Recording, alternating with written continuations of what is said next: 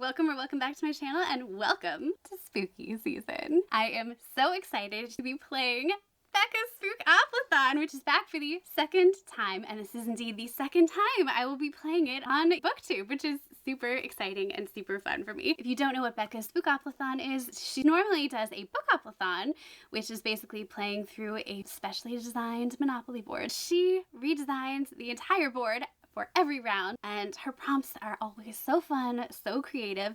The last two have been Halloween themed, and she's hinted that this is going to be the last Halloween themed one potentially. So if you want to play along, get your Spookopoly on. This might be your last chance, although she might be looking at other holidays for inspiration. But without further ado, let's get going. I had the best time last year, although I went a little crazy and ended up reading 32 books, which I will not be doing this year. So we are going to go with a very Halloween-y, very respectable number of 13 rolls. To me, that feels reasonable, especially if I start rolling doubles, because if you roll doubles, you get to add books on. You can roll doubles more than once in a row. If you were not here last year, I learned there are only 6 sides and a 6-sided die. So we'll see how I do. I am playing with the same game piece I did last year. It is a random little grimoire pin, which I thought was very fitting. Okay, here we go. 4. 1, 2, 3, 4. TBR vet. Oh, it's gonna be one of those years. Okay. Hang on. Okay, we are gonna go with Alex E. Harrow's The Once and Future Witches. This is definitely a TBR vet for me. It's from 2020, so it's respectable. But for me, I've been wanting to read it every October, pretty much since it came out, and I still haven't gotten to it. So I feel like 4 years old is old enough to be a TBR vet. This is by the same author as The Starling House, which is also my TBR. So I feel like once an author gets multiple books in your TBR and they're not in the same series, TBR vet. So this takes place in 1893, and there's no such thing as witches. There used to be, possibly in the dark days, but now witching is just little charming nursery rhymes. Except the Eastwood sisters decide they're going to join the suffragettes in New Salem, and they think, you know what? Let's turn the women's movement into a witchy movement. Could turn the tides just a little bit, don't you think? Except then they end up stalked by like shadows and sickness and hunted by forces that shall not suffer a witch to vote, and perhaps not even to live. So they need to delve into the oldest magics, draw new alliances, and heal the bond between them if they want to survive. There's no such thing as witches, but there will be in my future, because this is my first pick. I'm really excited for this one, and I hope it's going to be as good as I want it to be. I've heard good things. But we're starting off with a long one. So, you know, fingers crossed and all that. 1, 2, second roll. 1, 2, 3, chance. Okay, so what I did is I found my old chance cards from last year, and no, I don't know why they're all crumpled up like this. I don't know what happened. If there was a book that I did not get to last year, and there were plenty, I went ahead and put it down on this year's cards as well. I will shuffle them up so you know I'm not cheating. All right. Oh, okay, this is totally all the way downstairs.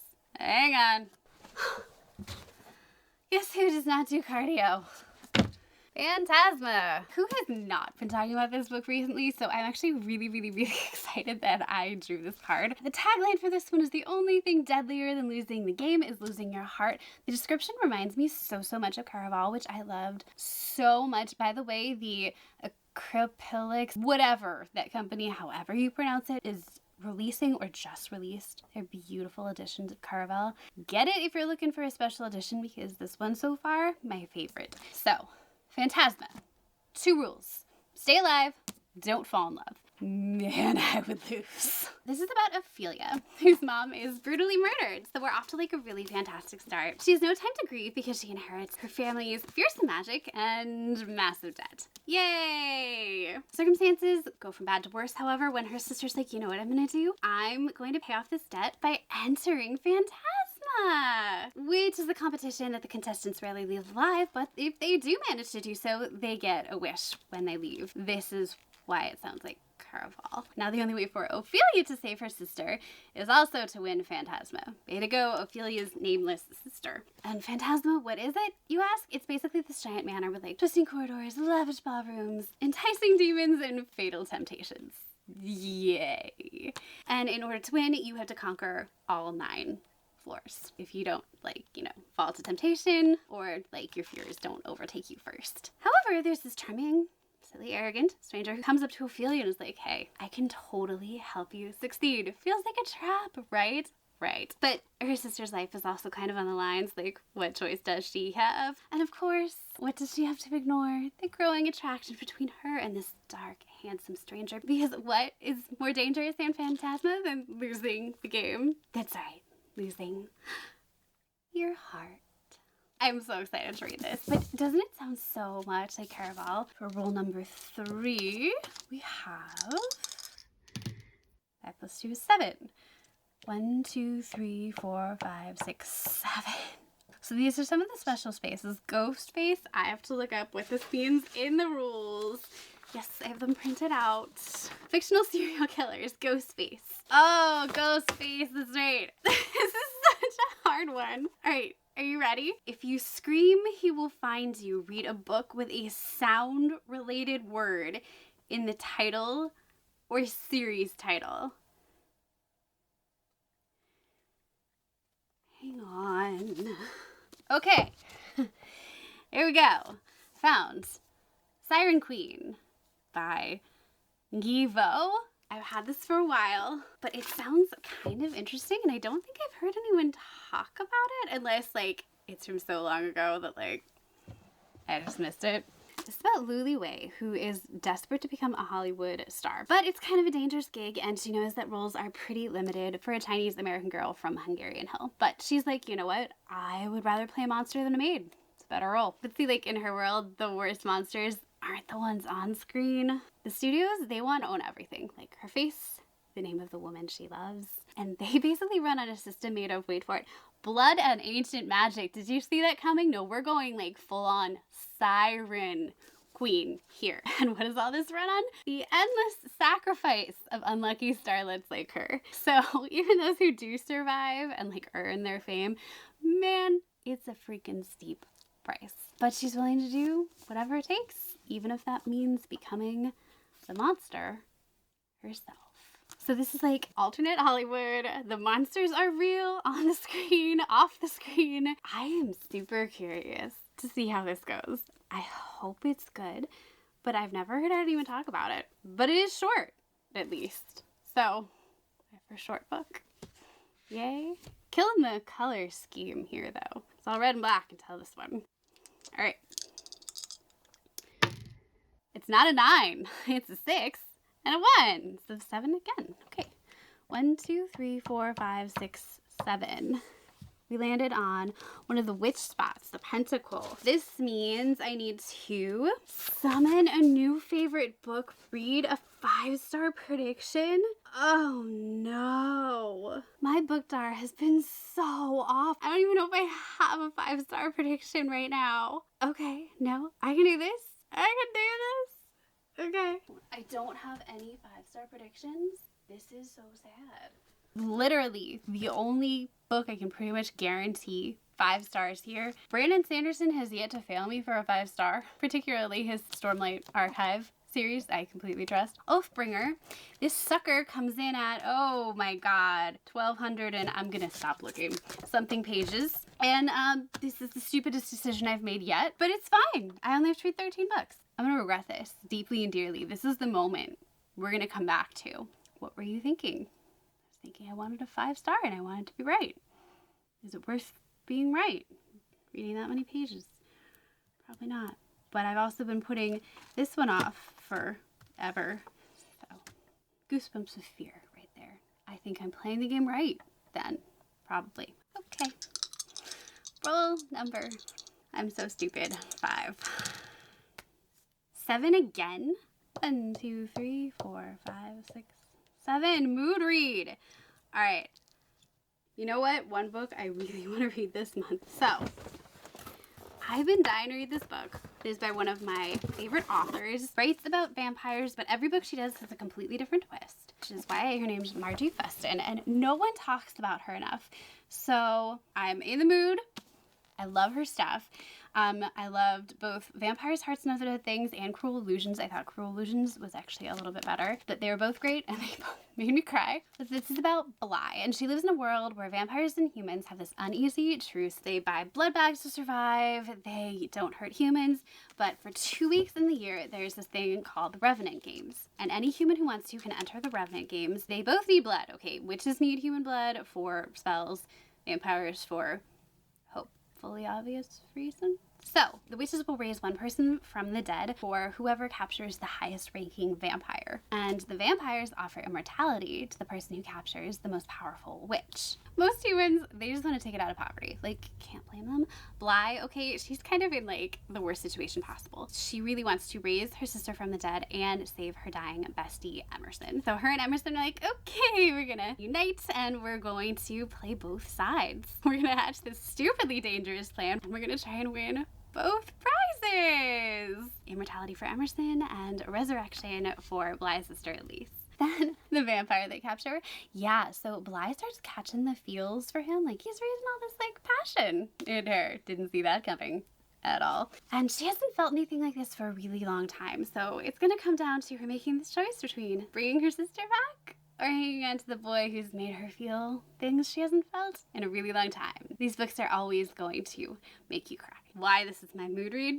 I'm not really sure, but her books always do it for me. And what makes it really fun is this is the Once Upon a Book Box edition. So as I go through, I will come along to page numbers, and I've got this giant box that came with it, and I will get to open all sorts of little goodies as I go along that came with the box. Page 110, I'm very curious to see what is in this box. Page 12, ooh, look how cute that is, and little apple print. So I'm very excited. This will be a great mood read. We get vampires, we get witches, we get forbidden romance, we get something that's probably gonna make me cry. So maybe that part's not like ideal, but you know, gonna be great. On to book number 6. 5.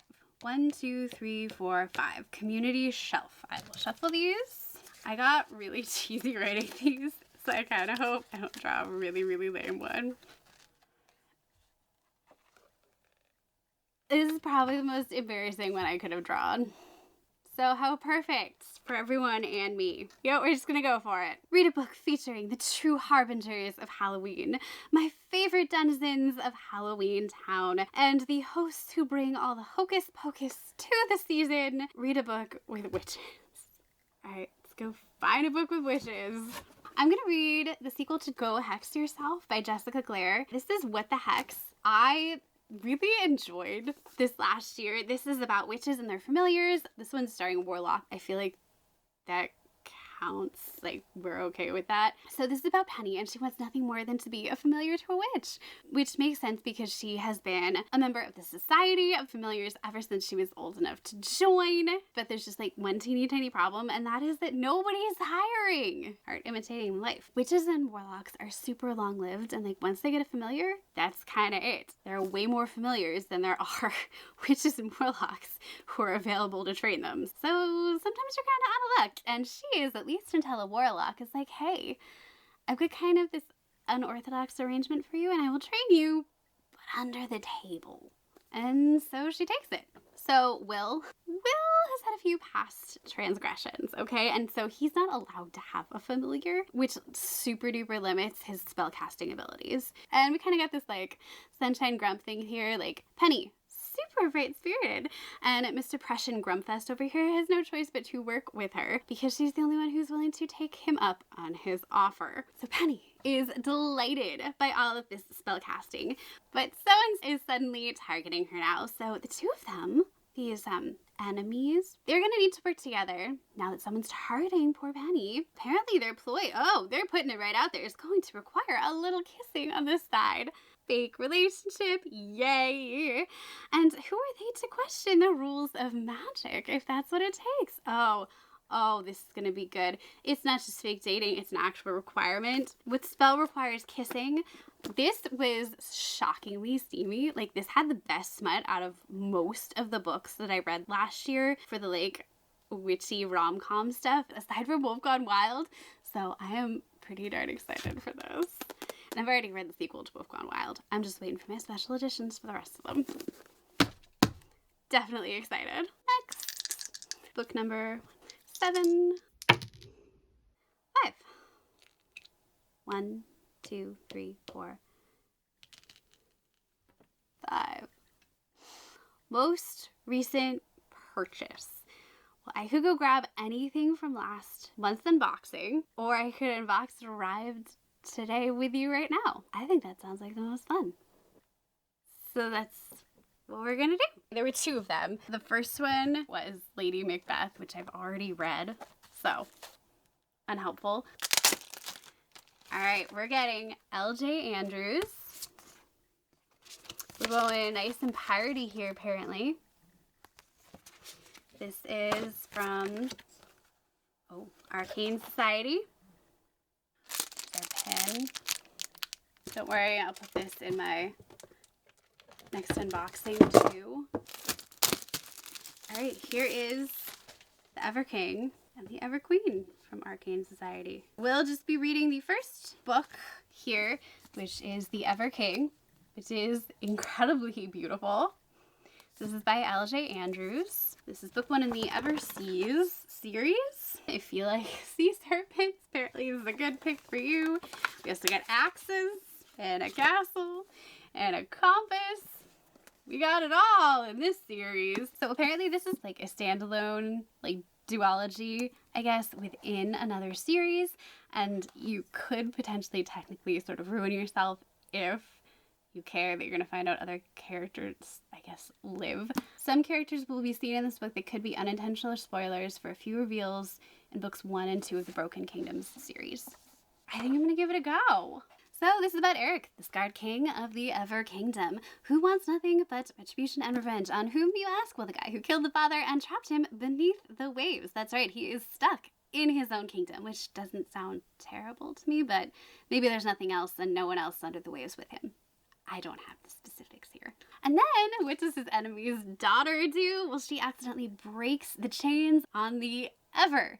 I feel like maybe I should have read the other books first, but we're just diving in here. Diving, get it. And suddenly she gets to be a pawn in their little games. I feel like she's actually going to probably enjoy this more than she realizes. She's innocent.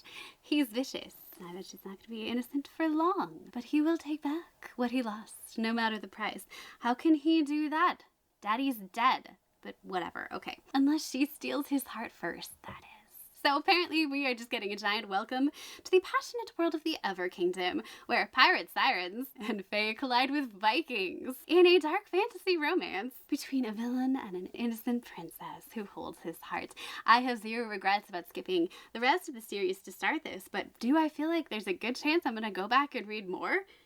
Yes. I am so psyched for this. I wish they'd done a little more with the drawing, but like we do have the full signature, and they did do the like drawings that you get at the beginning of every chapter. So it's a pretty book. It's a pretty book. And the edges at least feel a little Halloween-y, right? Like a little. So I'm not mad. I'm not mad. I'm not mad. Next up. 11. Ooh, big one. 1, 2, 3, 4, 5, 6, 7, 8, 9, 10, 11. Future. A book that you've been saving for the future or the right time, also known as a rainy day book. Girl, do you understand how many books are on my TBR? Aren't they all rainy day books? I'm frozen by this prompt. Okay, I can do this. Okay, no, I got this. I got this. I don't know if this quite fits the prompt. I mean, I've been saving this for like spooky season, fall. I feel like that counts. We're gonna go with it. So this is If I Have to Be Haunted by Miranda Sun. And a lot of us got this in our book boxes last year, and I didn't get to read it, and I was really bummed. So this is about Kara, and she's trying really hard to just Do all the stuff you need to do when you are getting ready to leave high school. Good grades, extracurriculars, stay on top of everything. And to her, that means avoiding talking to dead people. No dead people for Kara. Unfortunately for her, she inherited this lovely ability from her grandmother, and ghosts generally mean trouble, and she does not need trouble in her life at this particular moment. Do you remember senior year? Man, the second half, not that stressful, just fun. Right? No? Yes? Okay, anyway. Presumably this is fall when it's the stressful part. She stumbles upon the body of Zach, the super popular but very new dead high school golden boy in the woods. She wants him to resurrect her. You know what? That's fair. High school golden boy, prime of his life. He's probably very busy also and does not have time to be dead. Cue trouble. Cue cuteness. Like, come on. You know they're gonna fall for each other and it's gonna break my stupid heart. Look at this. Look how cute. Come on. Look how cute they are together. Look how adorable. And I just love this so much. Like, I want this wallpaper desperately. Can't find it. Doesn't exist, in case you were wondering. How many of these books are gonna make me cry, do we think? 9! 1, 2, 3, 4, 5, 6, 7, 8, 9. I landed on blood. Okay, so I need a red book. I have the reddest red book. Wait, no, I got this. I thought of a red book. Hang on. Tell me this is not the reddest red book you have ever seen. Still red. This is The Temptation of Magic by Megan Scott. So many people were so angry when this showed up and they were like, this is the most boring book we've ever gotten in a book box ever. And I was just kind of like, I don't know. I kind of like it. But okay, we can be mad.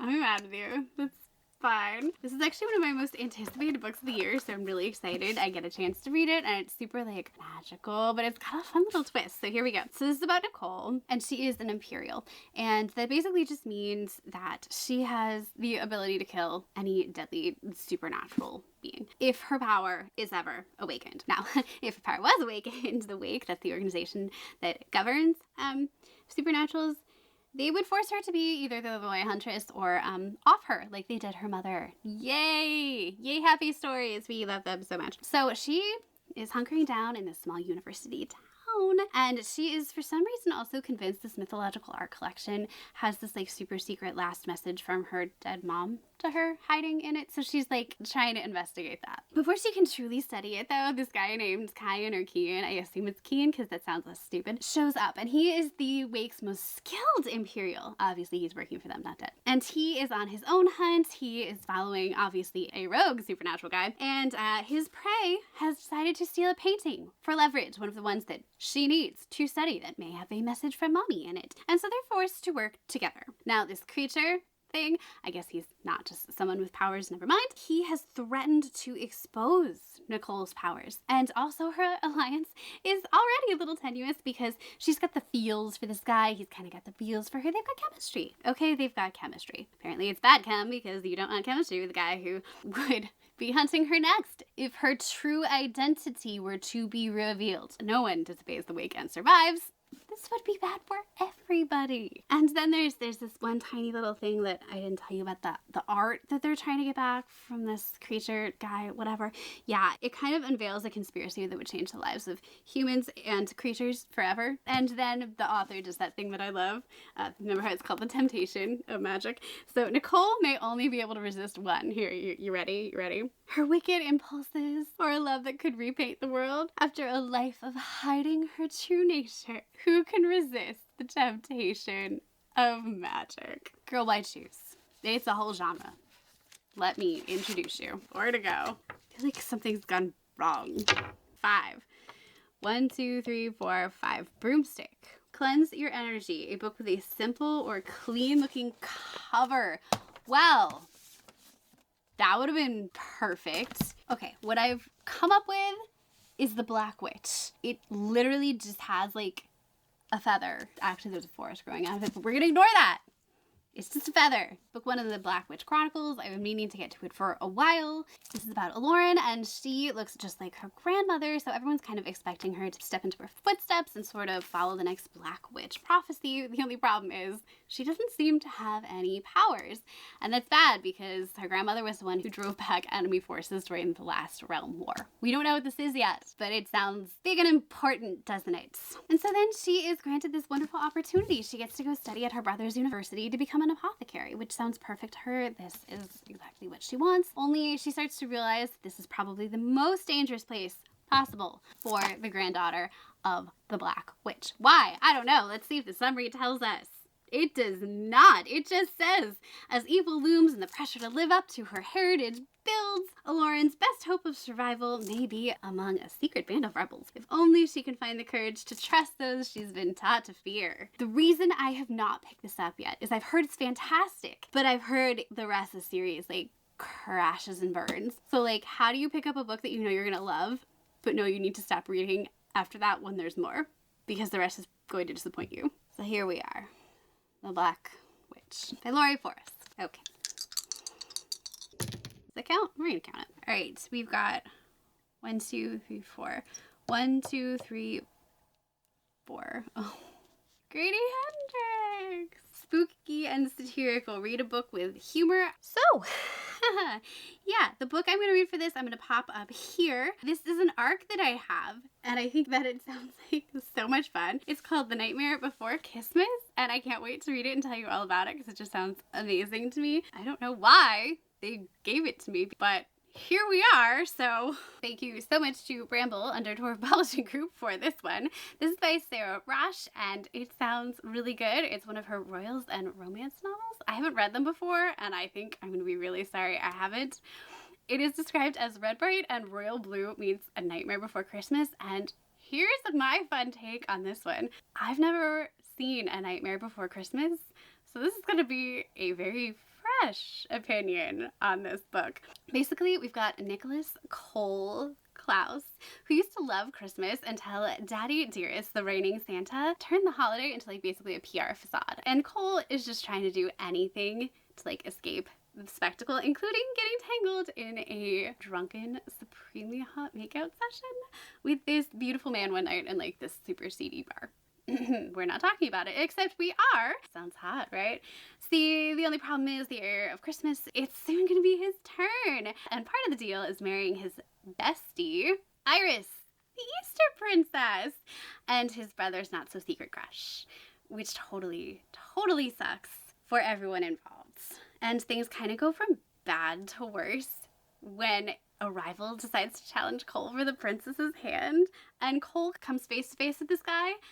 And it's Hex, the Prince of Halloween. Do you want to guess who that was? Yeah, the mysterious guy he made out with in the bar. So, the two are now in a fake competition between these two holiday princes who cannot keep their hands off of one another over a marriage of convenience that nobody wants except for Cole's brother, but no one seems to remember him.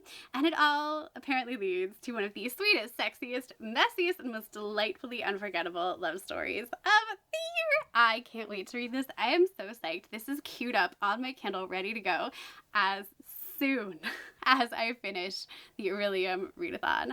I can't wait. So, invisible book right here with red sprayed edges, just to be very clear, in the stack. I'm going to put a placeholder there just because I did something stupid like this last year and freaked out and thought I was missing a book. Bad. 6 plus 2 is 8. 1, 2, 3, 4, 5, 6, 7.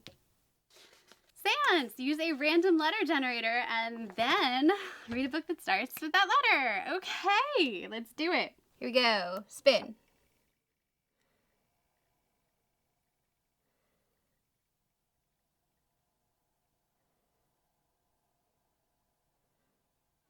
B. Okay. I'll go find a book that begins with B. I have chosen Blood Orange by Karina Halle. This feels sufficiently Halloween-y, I think. This is about vampires at the very least, or at least that's all I remember. I think this is, what edition? This is Bookish Box. Oh yeah. No, that looks sufficiently Halloween-y, I think. Once there was a man who fell deeply in love with a woman he could never have. Well, that's never happened before in the history of anything ever. But apparently this actually ends badly, so I shouldn't make fun, because when their affair was uncovered, she was like brutally murdered in front of him. And he discovered he was cursed and doomed to live forever as a vampire. That is really freaking rough. I'm not gonna lie. Okay. Ooh, oh, this is how they did their signature page. That is pretty cool. I just read her A Ship of Bones and Teeth and I freaking loved it, so I hope I love this as much. Here's the deal. Over the centuries, he's found his love again, he's lost her again, and now he's basically so broken he's given up completely and entirely. And can you blame a man after all that? No. No, you cannot. He's basically become completely depraved and lost his humanity. This sounds like a really fun start for a romance novel, or a dark one anyway. And then one day she came back into his life. She is a student, currently studying music in Vienna, under him, at a conservatory in Venice, Italy. Enjoy the gelato. And yet, even though he found her beautiful and intriguing, he somehow did not recognize his, fated mate. I love fated mates. I'm so sorry. I know they're like not in vogue right now, but I think they're a classic, and I'm a classic kind of girl. What can I say? But here's the kicker. See, this time she hid her true self, because this time she came back as a witch whose destiny wasn't to love him, but to kill him. Vampires and witches. How many of these books have vampires and witches? Like, it's a lot, right? Like, it's a lot. Happy October! Happy Spookopoly! 4. 1, 2, 3, 4. Highest rated. All right, I did go, and I was a very good little booktuber and tried to add a bunch of my books in. This is not even close to all of them. But here we go. We're going to do average rating. 2025. Not out yet. Not out yet. Oh, no. Well, welcome to my emotional destruction. You think I'd be happy about getting highest rated. I am not, because I'll be reading Kristen Hanna's The Nightingale. And while I'm thrilled that she spells her name correctly, that's how I spell my name. Oh man, I know this one's gonna hurt. So, in case you don't know, this is a World War II historical fiction novel, one of the highest rated. This is from 2015. This has over 1.5 million ratings and is rated a 4.63. I don't think I've ever read anything higher rated. I have Words of Radiance, 4.76, Kingdom of Ash, the Harry Potter box set, The Way of Kings, Stormlight Archive 1, and A Court of Mist and Fury, and A Day in the Life of Marlon Bundo. There. Empire of Storms is also a 4.63. Throne of Glass number 5. Fantastic. I mean, I do want to read it. I just know it's going to emotionally, like, eviscerate me. So that's always nice. In love, we find out who we want to be. In war, we find out who we are. So this takes place in France in 1939. This is about a woman named Vienne, and she, in that year, says goodbye to her husband as he marches off to war. She doesn't actually believe that the Nazis will invade France, but they do. And in fact, they say, hey, we're moving in with you and your daughter, and you're going to have to play host to us. And what else is she going to do but make that impossible choice, because they're the Nazis. You don't say no and live to tell the tale. So what's she gonna do? Her sister Isabel is this really, like, passionate 18-year-old. She's very rebellious, who falls in love in the streets of Paris and is then betrayed by this man she loves utterly, and then decides to join the resistance and risk her life to fight and help save the lives of others. The Nightingale is basically the story of these two sisters and how they are dealing with one horrific war in two very, very different ways, separated by pretty much everything. Years, experience, ideals, passion, and circumstance, and they're both trying to just deal with the war and find their way back to love and freedom. And oh, I can feel the pain emanating off the book already. So thanks for that, Spookopoly. Last roll. 5. 1, 2, 3, 4. TBR vet. Alright, we're gonna do A Dowry of Blood. I think this edition came out last year. I loved Dracula. I read it in high school, and I have been dying to read this particular retelling. I wanted this to be my first S.T. Gibson. It's not, spoilers. Evocation made my September TBR, but it's gonna be darn close. So you can't beat Dracula in October. You just can't. This beautiful edition is brought to you by Fairyloot, and I am quite excited to read it. But this is a slightly different take on Dracula. This is a very gothic retake. Don't think you could just go into this and be like, Dracula! This is about his brides. And at first, this doesn't seem so bad for Constanta. She is saved from the brink of death by this mysterious stranger, and I mean, life over death.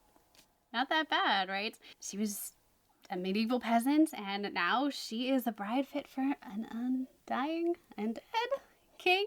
But she's not his only bride for long. Eventually he adds a cunning aristocrat and a starving artist into his web of passion and deceit, or his web of brides, so to speak. And she realizes that her beloved husband is kind of capable of terrible things, shall we say.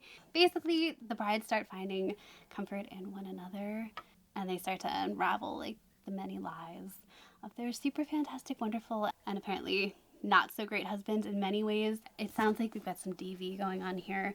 Basically, he's pretty much abusive. YouTube does not like it when you say that word, but I am saying it. Very gothic and darker vibes, and I want you to go into this like fully knowing that if you are going to pick this up. Eventually it comes down to everyone's lives are kind of on the lines, and Constanta is going to have to choose between her own freedom and her love for her husband. And the tagline here is, bonds forged by blood can only be broken by death. It's beautiful. It's a beautiful edition. I think we see the brides. Yeah. I mean, they look terrified. They look terrified. But this was one book that I was desperate to get on this list. I've heard it's beautifully written, and if you've read Dracula and enjoy the gothic aesthetic, which especially this time of year, believe it or not, cutesy Christopher here does, it's supposed to be amazing. So here are our books. We've got a wild stack. Is this 13? 1, 2, 3, 4, 5, 6, 7, 8, 9, 10, 11, 12, 13, 14. How did I mess this up? Why can't I count? So I should have ended on the Nightingale. Well, I'm glad I didn't, because that was utterly depressing, but great. You know what? It's fine. I added one extra for funsies. I really wanted to read a Dowry of Blood anyway, so it's fine. I'm not mad. We've got the Once and Future, which is Phantasma, Siren Queen, Oathbringer, the Revenant Games, what the heck? The Ever King, If I Have to Be Haunted, The Temptation of Magic, The Black Witch, Blood Orange, The Nightmare Before Kissmas, The Nightingale, and apparently Dowry of Blood I just added for kicks and giggles. Thank you so much for joining me. I had so much fun playing Spookopoly with you this year. It was much more reasonable this year despite adding another book. If I get through all these, maybe I will add a few more, but I do have a few other things I want to read this October. I have a sweet and a spooky Once Upon a Book box, one from last year, one from this year that I want to enjoy. Yes, in addition to the Margie Fuston vampire one. Yes, I know. But I didn't get to last year's, and I got the spooky one for this year because I have a little too much faith in myself, quite probably. But let me know how many books you're reading, if any of our lists are overlapping. I will also be reading Hellbent, which did not make it on this list, with one of my wonderful subscribers. We are going to do a buddy read together because congrats to Jessica Allard for making it through 9th house. Second time's the charm.